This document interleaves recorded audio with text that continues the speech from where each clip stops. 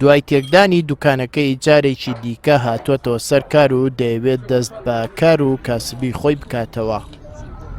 وەستا محەممەد لە بازاڕی شۆرجەی کەرکووک سەرقاڵی کاسبی خۆیەتی، بەڵام ئیدارەی سەپێنراوی شارەکە ڕێگەی پێنادەن و دەڵێن دەبێت لێرە نەمێنیت.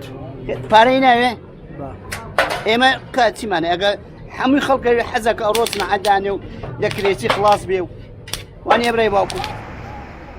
زۆربەی دوکاندارەکانی ئێرە کوردن، خەڵکانێکی هەژارن و بژێوی ڕۆژانەیان لەم بازاڕە پەیدا دەکەن. خۆم لە ماڵۆ کرێچیم لە خانۆ کرێچیم لێرەش کرێت 150 بەسی بێنم ناتوانانی نەبەخۆکە مازۆر سەبە خۆی چاکێ هەر لەبەرە خۆریشگیرتەوە. کاسبکار و خاوەن دوکانەکان دەڵێن سەرەڕای بێکاری بەڵام ئیدارەی سەپێنراوی شارەکە ڕێگەمان پێ نادات کە کاری خۆمان بکەین و هەرجارە و بە بیانوویەک دانەوێت لەم بازاڕە دەرمان بکەن.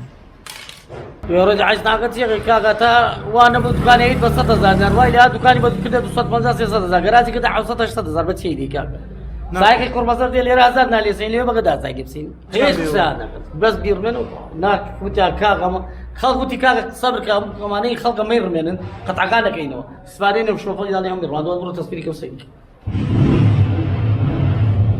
تەواو تێ تەحمل منەوە کە ڕۆ مبارەکە وەڵڵا کاکە هەتا کە ئێمەم شارەوا بین هەتا قەیب فرۆشمانتان بەڵام ئاور بێن کەسابەت بکەین کاکە ئاورمان لێ بدەنەوە براکەم کوا 16 ئۆکتۆبەر کوا جەمع 16 ئۆکتۆبەر کوا بۆ نایە فریامان بکەوێ کێ خاوەنمانە.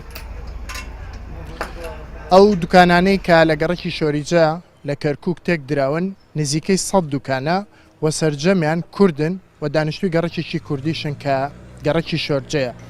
بیانووی یەکەم و کۆتایی قایمەقامیەتی کەرکووک ئەوەیە کە دەبێت ئەم دوکانانە لێرە نەمێنن و بچنە حیسناعی نوێ کە لە باشووری کەرکووک دروستکراوە. بەڵام قسەی کۆتایی ئەم خاوەن دوکانانش ئەوەیە کە ئەوان نەدەتوانن دوکان لەوێ بکڕن چونکە نرخەکەی گرانە و نەدەتوانن کری مانگانێکی بدەن بۆ پێی کا کرێکەی گرانە.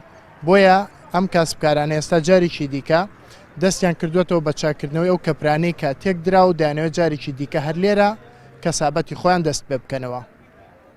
سۆران کامەران کوردستان 24 کەرکووک.